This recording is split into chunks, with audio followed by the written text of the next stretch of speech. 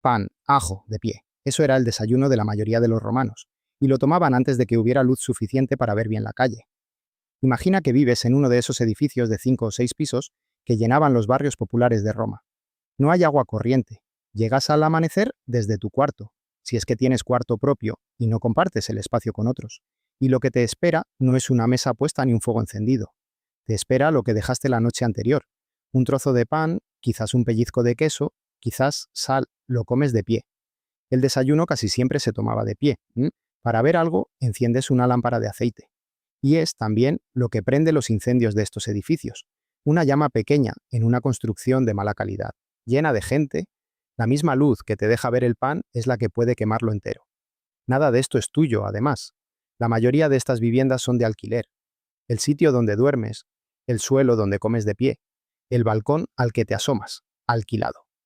Los romanos se levantaban muy pronto, y levantarse muy pronto significaba que no era normal hacer comidas copiosas al despertar.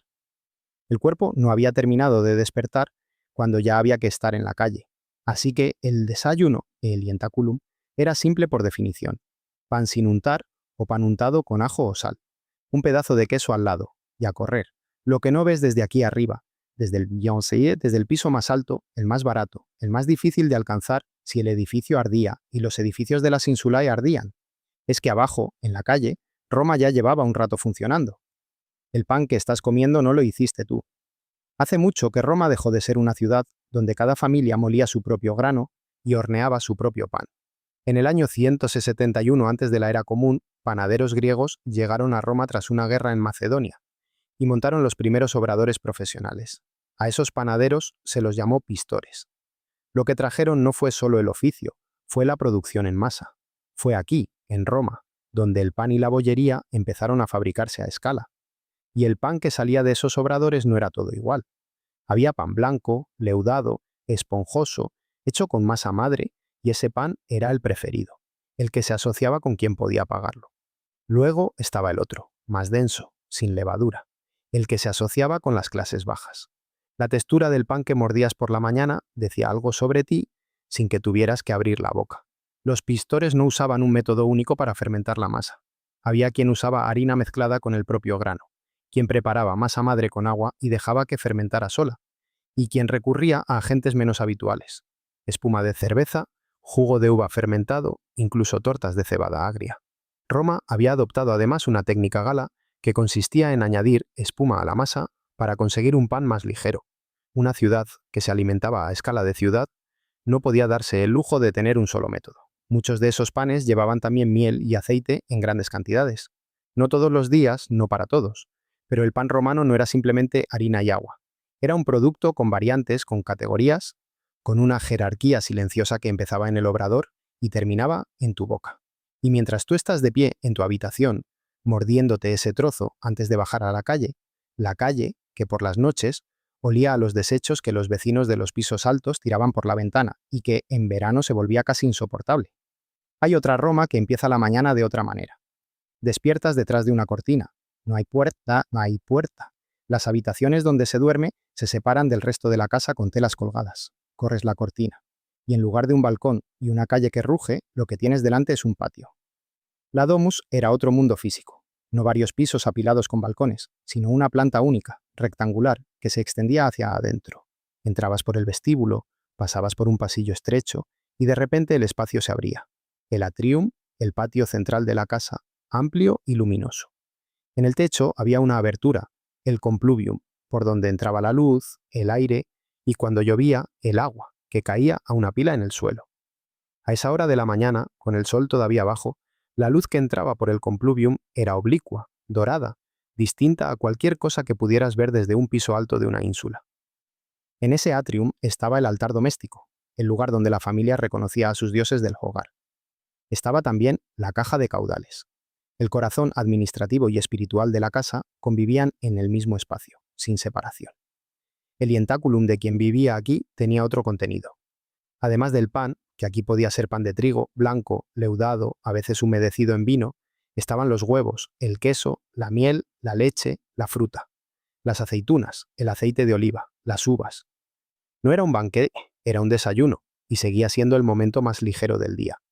Pero la diferencia con el trozo de pan seco y ajo de quien vivía arriba, en la ínsula, no estaba solo en los ingredientes, estaba en el espacio, en la calma, en la ausencia de prisa urgente, en el hecho de tener una cocina, aunque pequeña, y un comedor, el triclinium, aunque para el desayuno probablemente no se usara con toda su formalidad.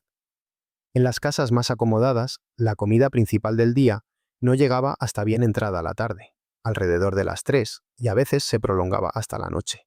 Entre el desayuno y esa comida principal se extendía toda la mañana y buena parte de la tarde. El desayuno era el umbral entre el sueño y ese día largo, y podías cruzarlo con calma. Dos maneras de empezar el día, una sola ciudad. Lo que separa estos dos desayunos no es solo el dinero, es la relación con el tiempo. En la ínsula, la rutina era la de las labores manuales: desayuno, un almuerzo pequeño al mediodía y la cena tarde. En la domus, el esquema era otro: el mismo desayuno ligero, pero un almuerzo enriquecido y una cena que empezaba por la tarde y podía alargarse hasta la noche. Y sin embargo, los dos tomaban pan. El pan era el denominador común de Roma. Llevaba en la ciudad desde hacía 600 años, cuando los pastores griegos llegaron a profesionalizar su producción. Antes de ellos ya se horneaba pan, y a la vez se comían gachas, el puls. Cuando el pan ya era pan de ciudad, producido en masa, vendido en la calle, variado en calidad y textura, seguía siendo lo primero que te llevabas a la boca por la mañana, fuera quien fueras.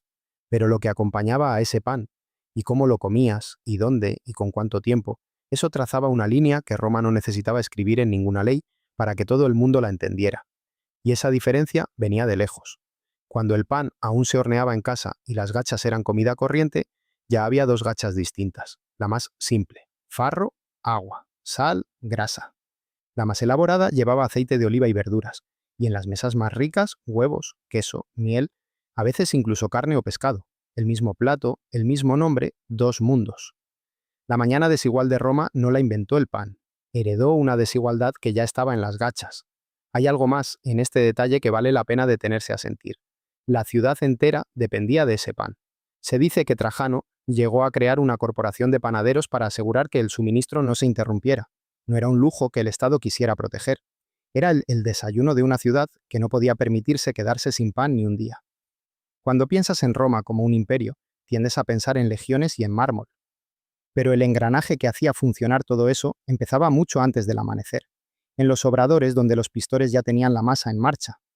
Hay algo que el desayuno romano te dice, que ningún mapa de batallas ni ningún listado de emperadores puede decirte que Roma no era una ciudad, era varias ciudades superpuestas en el mismo espacio, y que esas ciudades compartían el pan, literalmente, pero no compartían la mañana.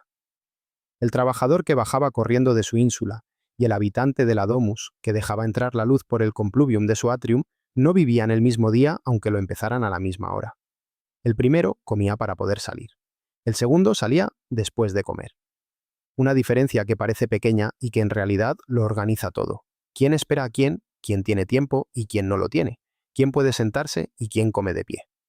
Roma fue capaz de alimentar a una ciudad enorme con pan producido en masa, distribuido por una red de obradores profesionales, en múltiples calidades para múltiples bolsillos. Eso es una hazaña logística, pero la textura de esa hazaña, lo que se sentía desde dentro, era que cada uno sabía exactamente en qué parte de la ciudad estaba, sin necesidad de que nadie se lo dijera, cada mañana, con el primer mordisco. El desayuno ya te ha dicho quién eres y dónde vives. Pero el día romano acaba de empezar, y la mañana es solo el primer tramo. El siguiente episodio de Un día en la vida sigue avanzando por esa misma jornada. Suscríbete y acompáñalo hasta el final del día.